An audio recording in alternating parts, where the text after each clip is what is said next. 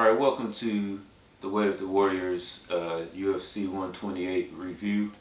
We're just going to go over the main event, and then we'll probably do a brief review of the Faber Wineland match and maybe a few of the other matches. But first, congratulations go to the new UFC light heavyweight champion, Johnny Bones Jones. This was a dominant performance, and unlike any of the other times that he started the match, I mean, I could tell he wanted this, and he started out with a flying knee, and you were commenting just a little bit ago, you don't think Shogun hit him at all. Yeah, I don't remember him hitting him. I really don't.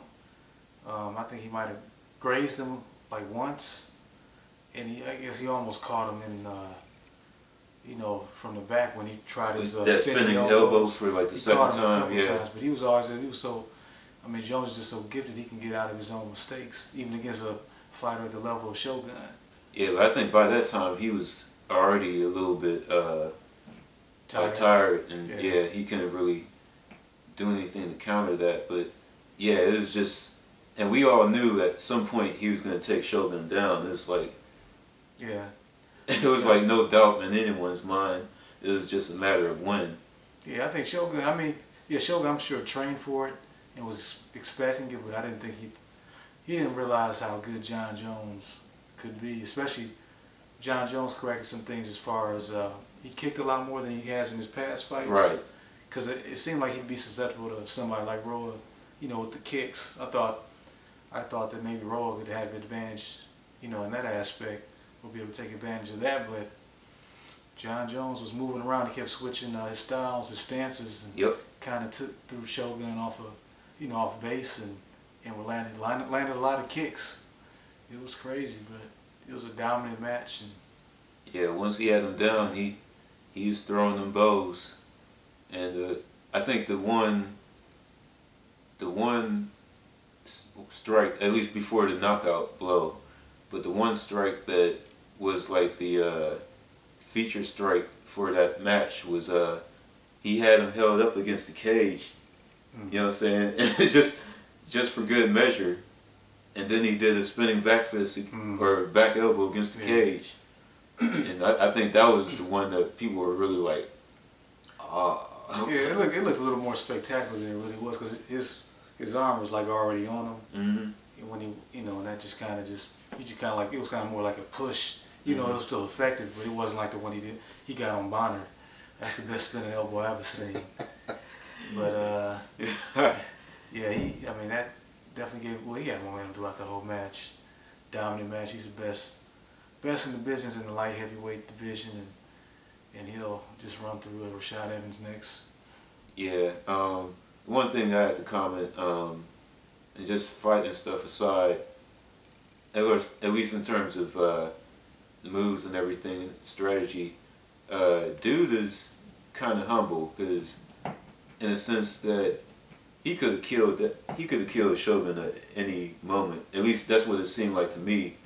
And some people thought that he might have been toying with him or playing with him, but I think he just didn't want to. He didn't want to tire himself out just trying to finish him. Right. Yeah. If he had to go well, not just that, but I think he actually has enough respect for him. He didn't want to do him like that. It might kind of sound weird, but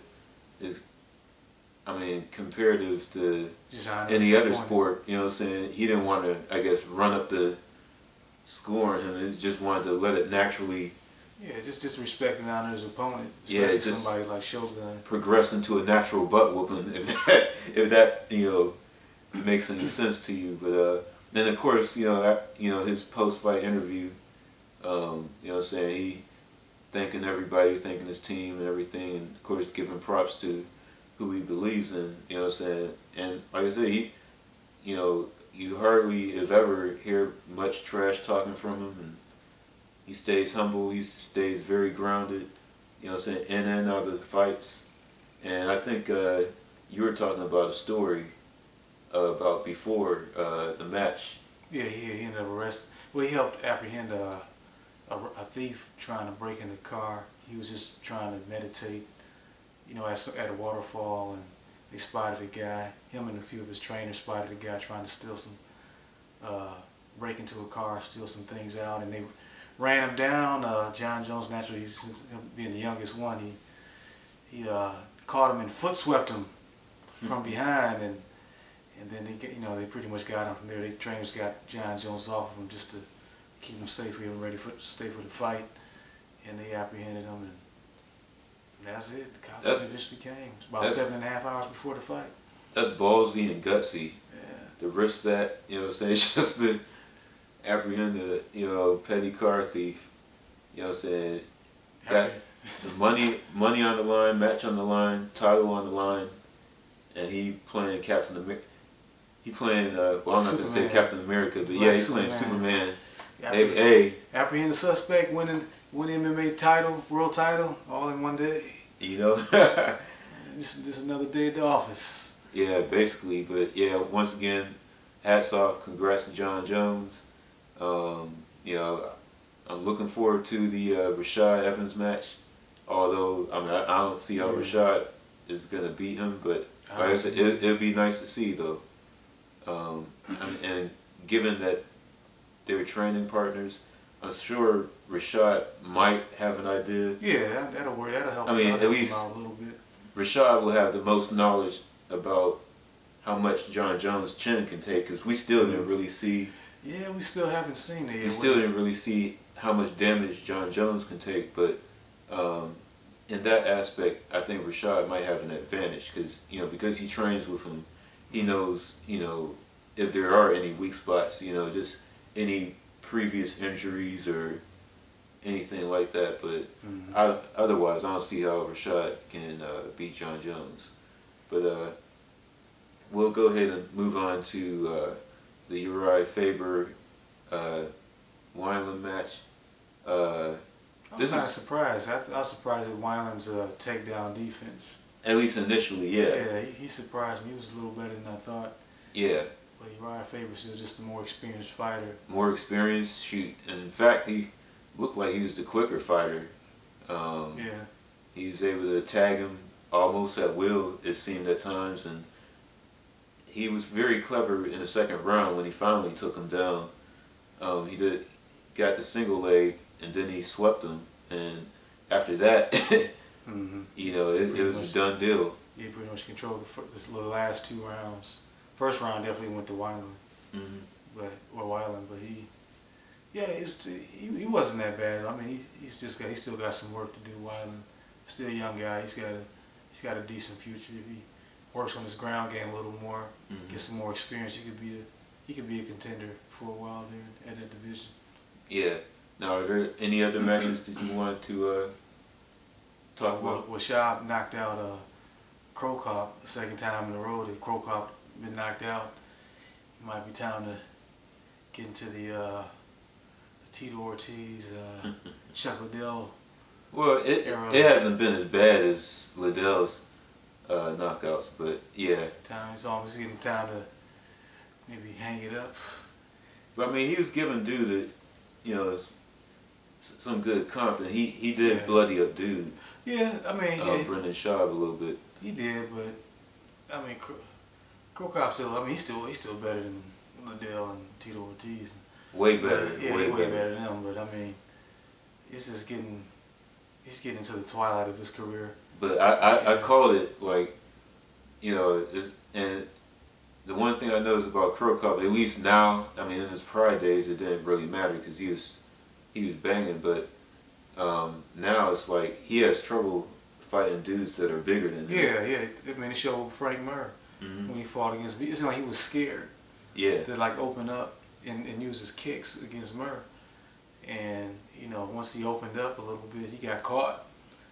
And, you know, and I think he was, it seemed like he has trouble against big fighters that are bigger than he is. Yeah, it's like if they're about the same size, you know, height-wise and weight-wise, no problem.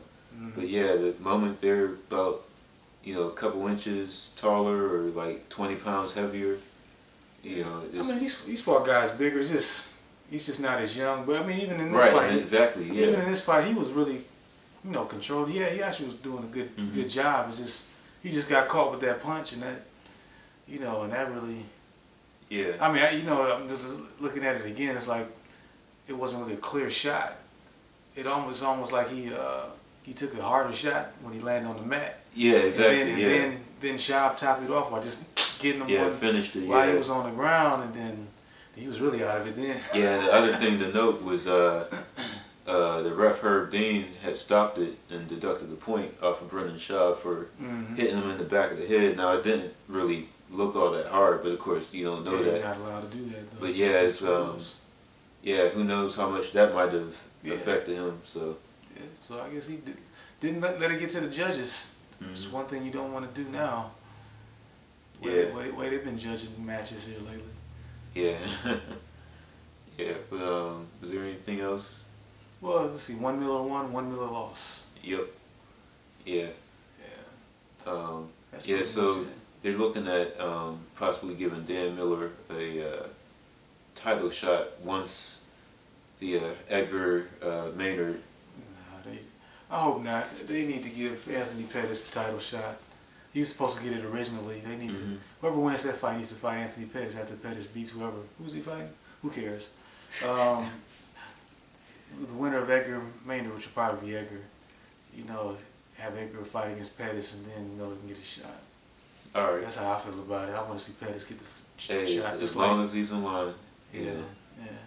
But that's all we got for the UFC 128. Once again, thanks for watching us, and holler at you later. Peace.